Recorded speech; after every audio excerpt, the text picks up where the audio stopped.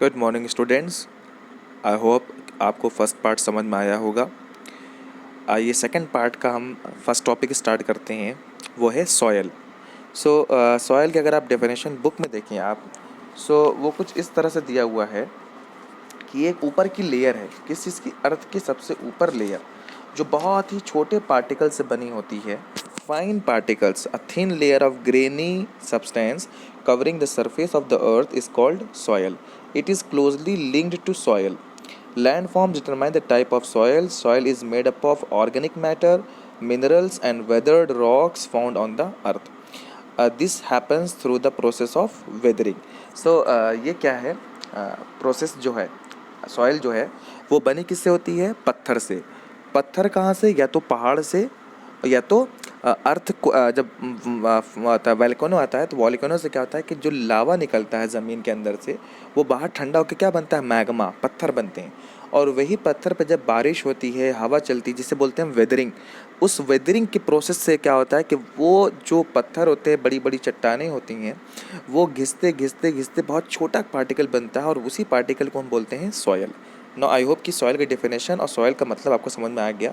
आपके जो स्क्रीन पे दिया हुआ है वो सॉइल्स के लेयर हैं। सबसे ऊपर के लेयर को, जहाँ पर ग्रासेस और जहाँ पे वेजिटेशंस ग्रो होते हैं, इसको बोलते हैं हम top soil with humus and vegetation. Humus बोलते हैं जो प्रेजेंस ऑफ ऑक्सीजन हो गया, या थोड़ा सा मॉइस्चर हो गया, नमी। और वेजिटेशन मतलब होता है जो पेड़ पौधे होते हैं। सबसे ऊपर लेयर पे ये होता है।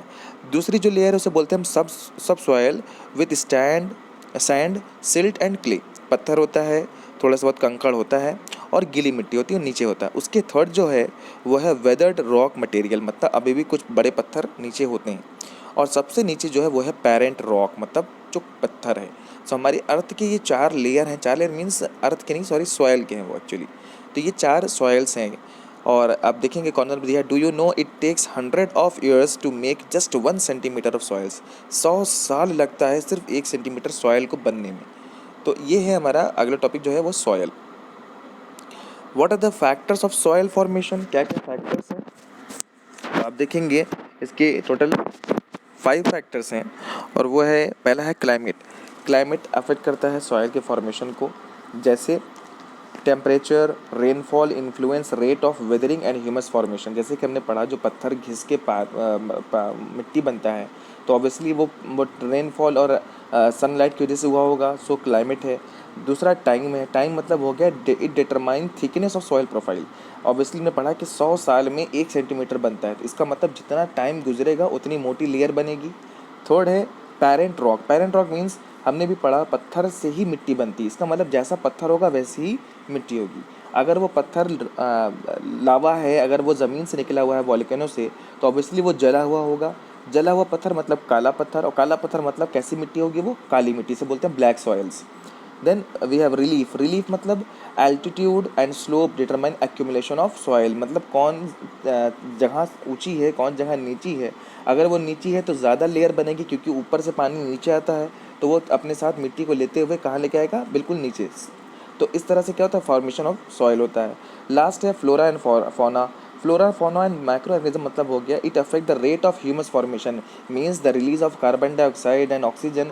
इसी बेस पर क्या होता है? सॉइल का फॉर्मेशन होता है। तो ये सारे क्या है? Factors of soil formation. Next है डिग्रेडेशन ऑफ सॉइल। कैसे सॉइल को डिग्रेड किया जा रहा है, ख़राब किया जा रहा है?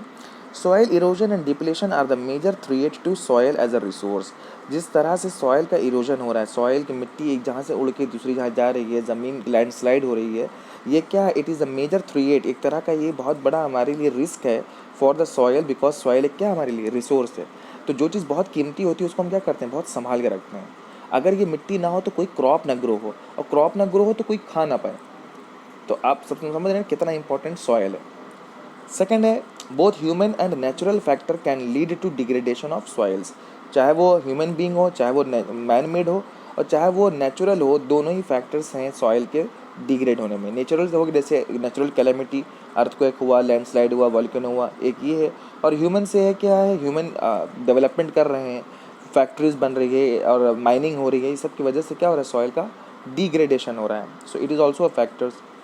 Third is factor which led to soil degradation are. कौन कौन से फैक्टर हैं? डिफॉरेस्टेशन, लगातार पेड़ के कटना, जिससे रूट्स नहीं मिलेंगी तो सॉइल क्या हो जाएगी? हल्की।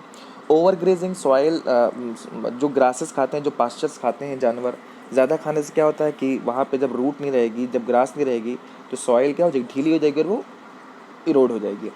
Over use of chemical fertilisers और पेस्टिसाइड्स, जो किसान होते हैं जिनको पता नहीं है कि ज़्यादा दवा डालने से कोई चीज़ सही नहीं होती बल्कि और ख़राब हो जाती है, सॉइल भी ऐसी होती है।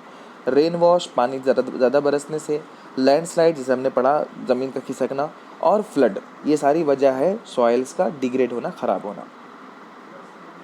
अब जब ख़राब हो रहा है तो उसको हम बचा भी सकते हैं। कैसे? कंजर्वेशन मेजर्स क्या है? पहला है मल्चिंग। मल्चिंग मतलब the bare ground between plants is covered with layer of organic matter like straw. It helps to retain soil moisture. So इससे क्या होगा मल्चिंग में कि जो खाली ग्राउंड है उसमें क्या होगा, प्लांट और is covered with layer of organic matter like straw. Straw मतलब होता है, चाहे हम वहाँ पर बांस का पेड़ लगा सकते हैं। उससे क्या होगा, कोई भी पेड़ लगा रहे उससे क्या होगा कि ज़मीन में रूट रहेगी उसकी, और वो रूट्स क्या होंगी, सॉइल को पकड़ी हुई रहेंगी। दूसरा है काउंटर बैरियर्स। काउंटर बैरियर मतलब stone, grass, soil are used to build barriers along counters. Trenches are made in front of the barriers to collect water. Counter barrier मतलब ये होगा कि पानी वहाँ ना पहुँचे। अगर पानी नहीं पहुँचेगा तेज स्पीड से तो वो जो सॉइल्स होंगे उसको वो उठा के ले नहीं जाएगा। ग्रासेस लगे रहें, ग्रासेस से भी क्या होता है कि रूट्स वो पकड़े रहते हैं। इसीलिए देखिए आप ज़्यादातर खाली ग्राउंड में, स्कूल्स ग्राउंड में नॉर्मली वहाँ पर ग्रास को उगाया जाता है, जिससे सॉइल्स जो होते हैं वो इरोड नहीं होते हैं। नेक्स्ट है हमारे पास rock dam. Rocks are piled up to slow down the flow of water. This prevents gullies and further soil loss. Rocks अगर लगा दिया जाए, जैसे अगर मुझे पता है कि अगर किसी की ज़मीन नदी के किनारे है या तालाब के किनारे और पता है कि पानी बरसने से वो तालाब भर जाता है, तो हम क्या करेंगे, उस नदी या तालाब के बगल में हम स्टोन्स पाइल करते हुए एक लेयर बनाते हुए ऐसा लगा देंगे जिससे पानी का फ्लो वहाँ ना आते हुए डायरेक्टली कहीं और चला जाए। इससे भी हम सॉइल इरोजन को बता सकते हैं। अगला है टेरेस फार्मिंग। टेरेस फार्मिंग क्या है? These are made up of steep slope so that the flat surface are available to grow crops. They can reduce surface run off and soil erosion. Terrace farming मतलब जैसे आप देखा सीढ़ी पर अगर वो करें, प्रोडक्शन करें, क्रॉप लगाएं, उससे क्या होगा, अगर पानी गिरेगा भी, पानी बरसेगा, पानी गिरेगा उस पर से, तो वो क्रॉप्स को नुकसान नहीं करेगा और पानी जो होगा वो यूटिलाइज हो जाएगा, जिससे मिट्टी क्या होगी, वो इरोड नहीं होगी। इंटरक्रॉपिंग नेक्स्ट है। इंटरक्रॉपिंग मतलब different crops are grown in alternate rows and are sown at different times to protect the soil from rain wash. जैसे हमको पता है कि जो क्रॉप्स होते हैं, जो प्लांट्स होते हैं, जो फ्रूट्स होते हैं, वो सीजनल है। हर सीज़न में कोई ना कोई दूसरा फ्रूट निकलता है या वेजिटेबल्स निकलती हैं। अगर हम हर सीज़न वाला, अगर हम एक एक रो में अगर एक क्रॉप लगाएंगे, तो उससे क्या होगा कि जो क्रॉप समर में प्रोड्यूस होने वाली, पकने वाली है, तो समर वाली क्रॉप काट देंगे तो बगल में जो विंटर वाली लगेगी उसमें टाइम रहेगा। इससे क्या होगा कि हम अल्टरनेट वे में क्रॉप्स को ग्रो कर सकते हैं और हार्वेस्ट कर सकते हैं, जिससे कॉन्टिन्यूसली उस ज़मीन पर क्रॉप लगी रहेगी और पानी, जो मिट्टी होगी, वो अपनी जहाँ से मूव नहीं कर सकती। Next is contour ploughing. Contour ploughing मतलब ploughing parallel to the contour of a hill slopes to form a natural barrier for flow of water to flow down the slope. Obviously जैसे कि हमने terrace form में होता है, counter ploughing भी होता है एक लाइन वाइज। जैसे आपने देखा होगा खेत में एक्चुअली नॉर्मली जो होता है, किसान लोग लगाते हैं, वो एक लाइन लाइन बनाए रहते हैं। एक लाइन में हर एक रो में लगा होता है प्लांट क्रॉप, और बीच में एक नाली टाइप एरिया बचा रहता है जिससे पानी जो होता है वो उसी के थ्रू निकलता है, जिससे क्या होता है कि क्रॉप पे असर नहीं पड़ता और पानी को अपना एक रास्ता पता होता है कि वो पूरे क्रॉप को ख़राब किए बिना सीधे निकल सकती है। Then we have next is shelter belt in the coastal and dry region. Coastal मतलब होता है वो एरिया जो नदी या समुद्र के किनारे, और ड्राई रीजन मतलब बिल्कुल सूखा। Row of trees are planted to check the wind movement to protect soil cover. देखिए दोनों जगह, कोस्टल रीजन जो नदी के किनारे एरिया, वहाँ पे भी तेज़ हवा चलती है, और जो सूखा एरिया वहाँ पे भी तेज़ हवा चलती है। तो इन दोनों जगहों पर नॉर्मली क्या होता है, ट्रीज़ को इस तरह से लगाते हैं जिससे हवा और पानी दोनों ही उसको रोक सकता है। ये आपको दिख रहा होगा टेरेस फार्मिंग राइट साइड सबसे ऊपर, और काउंटर बैरियर्स बिल्कुल लेफ्ट साइड। ये आपको दिख रहा है किस तरह से पानी रोका जा रहा है और उसको डेवलपमेंट बनाया गया है उसका। काउंटर प्लोइंग नेक्स्ट है रॉक डैम। आप देख रहे हैं किस तरह से पत्थर से बना हुआ कि उस पीछे साइड का जो पानी है वो अंदर नहीं आ सकता। और शेल्टर बिल्ड देखेंगे सबसे नीचे बॉटम में लेफ्ट साइड कॉर्नर में है, वो क्या है, शेल्टर बिल्ड एक लाइन से पेड़ लगा हुआ है जिससे क्या होता है कि वो हवा की स्पीड को रोक देता है। Next we have the activity. You can see the activity here, that is telling about Take two trays A and B of same size. Make 6 holes in the end of these trays and fill them with the same amount of soil. Leave the soil in a tray A bare with grass in tray B. When the grass is tray B has grown few centimeters high, place both the trays in such a way that they are on a slope. Pour 1 mug of water from the same height into a trays. Collect the muddy water. तो देखिए कि दोनों चीज़ में फ़र्क क्या रहेगा कि जिसमें सिर्फ और सिर्फ मड है, मिट्टी है, वो पूरे का पूरा नीचे आ जाएगा और जिसमें ग्रास उसकी जो अमाउंट होगा वो कम होगा. दैट शोज़ कि प्लांट की वजह से, ग्रास की वजह से मिट्टी जो होती है वो कम इरोड होती है. Next we will know about the water.